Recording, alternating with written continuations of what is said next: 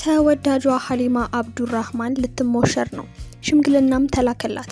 ሀሊማ ተጠባቂው ሰርግም ለአመታት በሰይፉ ሾው ላይ የሀሊማ ማግባት መነጋገሪያ ሆኖ ቆይቷል። በመጨረሻም ራሱ ሰይፉ ሽምግልና ሄዷል። ኳይ ዳሪ ሸንኮሬ ዳሪ ሸንኮሬ ተወዳጇ ድምፃዊ ሀሊማም ልትሞሸር ነው። ተጠባቂው ሰርግ ባለሀብቱም ባሏ ማን? ስለ ድምፃዊት ሀሊማ አብዱራህማን የተሰማው 5 አስገራሚ ምስጢሮች። ልጅነታችንን በውብ ድምጿና በጥዑም ሙዚቃዋ አሳምራ እንላለች።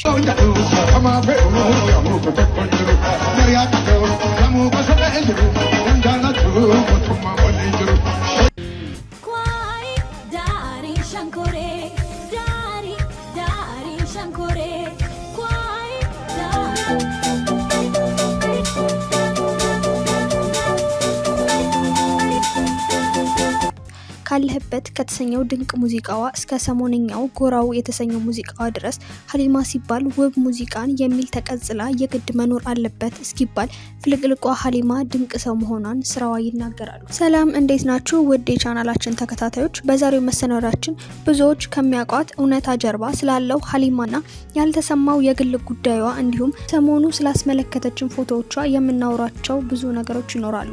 እስከዛውም አብራችሁን ቆዩ። እንደ ሁሉ ጊዜው ለቻናላችን አዲስ ከሆናችሁ ሰብስክራይብ፣ ቪዲዮአችንን ላይክ በማድረግ ቪዲዮአችንን ይጀምሩ።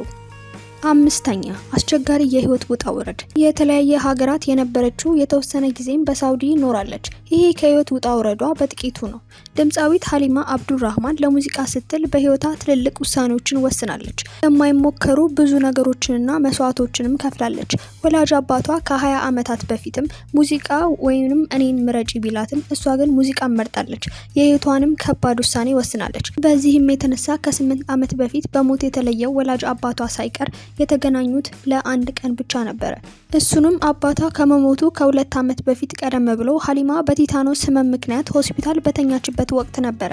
ታዲያ ብዙ ተለፍቶና ብዙ ተጥሮ ያለሙት ስኬት ላይ ሲደረስ እንዴት ደስ ይላል። ከሀሊማ ሳቅ ጀርባ ብዙ የማይነኩ ብዙ ቁስሎች አሉ ይላሉ ወዳጆቿ። እንደ እድል ሆነና ህመሟንና ስብራቷን የሚከልል ውብ ሳቅን አደላት፣ ጠንካራም አደረጋት። ታዲያ ድምፃዊቷ ችግሯን ሁሉ ተቋቁማ ከ90ዎቹ ጀምሮ እስከዛሬ ድረስ ኢንዱስትሪ ውስጥ ካለችበት የከፍታ ማማ ለአንድ ቀን እንኳን ሳትወርድ ከቆዩ ብርቅዬ ሙዚቀኞች መካከልም አንዷ ለመሆን ችላለች። 4ኛ እስቃለው ሙዚቃ። ድምፃዊት ሀሊማ አብዱራህማን በጣም ሳቂታ ነች። ብዙዎችን በዛ ያውቋታል። እስቃለው የተሰኘው ሙዚቃዋ 1 ሚሊዮን ተመልካችን ማግኘት የቻለ እንዲሁም በአንድ ወቅት በየሙዚቃ ቤቱ በየግል ቤቱም እየተሰማና የተወደደ ሙዚቃዋ ነበረ። ታዲያ ይሄ እውነትን ያዘለ ሙዚቃ እንዴት ተዘፈነ የሚል ጥያቄዎችም ነበሩ። በአንድ ወቅት ሀሊማ ሚዲያ ላይ ቀርባ ስለ ሙዚቃዋ ስትጠየቅ ጊዜውን እንደዚህ በትዝታ አስታውሳውም ነበረ። ድምፃዊቷም ከተወዳጅ አለማየሁ ደመቀ ጋር ወግ ስታደርግ ዳዊት ፍሬው የተሰኘ ተወዳጅ የሙዚቃ ሰው በመንገዳቸው ላይ አገኙ። በወሬያቸውም መሃል ዳዊት ሀሊማዬ እህቶቼ እኮ ሳቅሽን ይወዱታል ይላታል።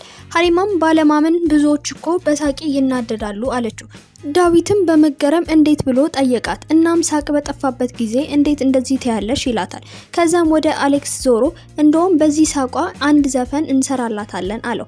ታዲያ በነጋታውም ነበር ወደ ስራ የገቡት። ያኔም እስቃለው የሚለው ተወዳጅ ሙዚቃዋ ተጀመረ። እነሆ እስከ ዛሬ ድረስ ሳቅ ሲነሳ እስቃለው ሙዚቃም ሲነሳ ደግሞ ሳቂታዋ ሀሊማ መነሳታቸውም ግድ ነው። 3ኛ የዝነኛዋ የትዳር ፍራቻ።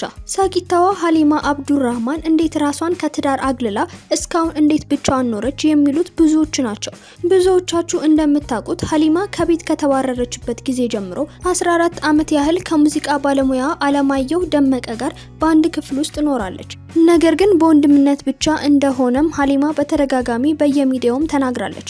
እውነትም ባሳለፉት 14 ዓመታት ወንድማዊ ቅርርብ ብቻ ነበራቸው። ብዙዎች ግን ያንን ከሌላ አቅጣጫ ሲመለከቱት ነበር። በአንድ ወቅት ደግሞ ሀሊማ በአንድ ሚዲያ ላይ ቀርባ ባል ማግባት አልፈልግም፣ ነገር ግን አንድ ልጅ መውለድ እፈልጋለሁ አለች። በእርግጥ እንደዚህ ያለው ንግግር የዘመኑ አርቲስት ፋሽን ሆኗል። በወቅቱ ሀሊማ ባል ማግባት የማትፈልገው ለምንድን ነው? አባትስ የሌለው ልጅ መውለድ ለምን አስፈለገ? እያሉ ብዙዎችም እየተጠቋቆሙባት ነበረ። ከሀሊማ ባል አልፈልግም ጀርባ ብዙ ትዝብት፣ ብዙ መከፋት፣ ብዙ መረታቶችም አሉ። ያም ሆኖ ግን ሀሊማ ከሰሞኑ ይህን ሁሉ እውነታ የሻረ ዜና አሰምታለች። 2ኛ አዲስ ትዳር። ከላይ እንደነገርናችሁ ሀሊማ በአንድ ወቅት በሰጠችው ቃለ ምልልስ ብዙዎች ወቅሰዋታል። ብዙዎችም አድናቂዎቿ ወቀሳቸውን ሲያሰሙ ከርመዋል። ነገር ግን ከሰሞኑ ከአንድ እውቅ ሾው ጋር ባደረገችው ቆይታ ብዙ ትችቶችን ተቀብያለሁ። ከባህልና ከእሴት ወጥቶ መኖር የሚቻል ነገር አይደለምና ሀሳቡንም ድንገት ነው ያሰብኩትና የማይሆነውም ነገር ነው። ለዚህም ከልቤ ይቅርታ እጠይቃለሁ ብላ ተናግራለች። አያይዛም አሁን ላይ የራሴ ነው የምለውን የማፈቅረውን ሰው አግኝቻለሁ። አግብቼውም ውብና የሚያምር ቤተሰብ እመሰርታለሁ። ሀሳቤንም ቀይሬያለሁ ስትልም ተደምጣለች።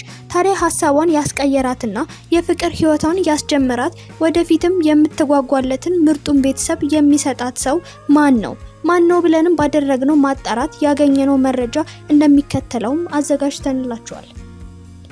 አንደኛ፣ የፍቅር አጋር።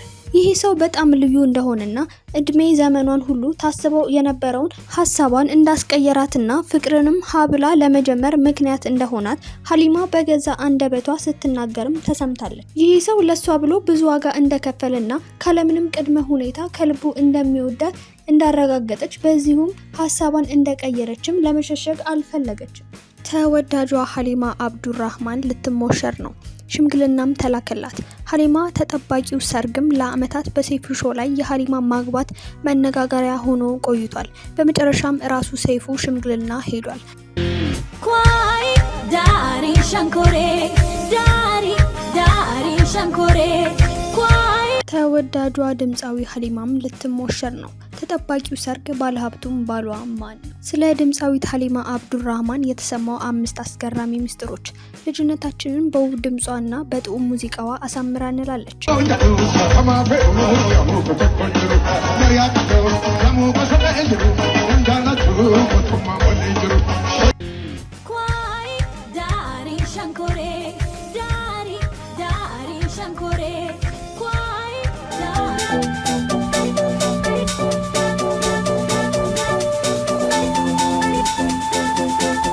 ካለህበት ከተሰኘው ድንቅ ሙዚቃዋ እስከ ሰሞነኛው ጎራው የተሰኘው ሙዚቃዋ ድረስ ሀሊማ ሲባል ውብ ሙዚቃን የሚል ተቀጽላ የግድ መኖር አለበት እስኪባል ፍልቅልቋ ሀሊማ ድንቅ ሰው መሆኗን ስራዋ ይናገራሉ። ሰላም፣ እንዴት ናችሁ ውድ የቻናላችን ተከታታዮች? በዛሬው መሰናዷችን ብዙዎች ከሚያውቋት እውነታ ጀርባ ስላለው ሀሊማና ያልተሰማው የግል ጉዳዩዋ እንዲሁም ሰሞኑ ስላስመለከተችን ፎቶዎቿ የምናወራቸው ብዙ ነገሮች ይኖራሉ።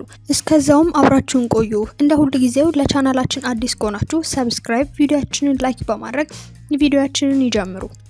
5ኛ፣ አስቸጋሪ የህይወት ውጣ ውረድ። የተለያየ ሀገራት የነበረችው የተወሰነ ጊዜም በሳውዲ ኖራለች። ይሄ ከህይወት ውጣ ውረዷ በጥቂቱ ነው። ድምፃዊት ሀሊማ አብዱራህማን ለሙዚቃ ስትል በህይወቷ ትልልቅ ውሳኔዎችን ወስናለች።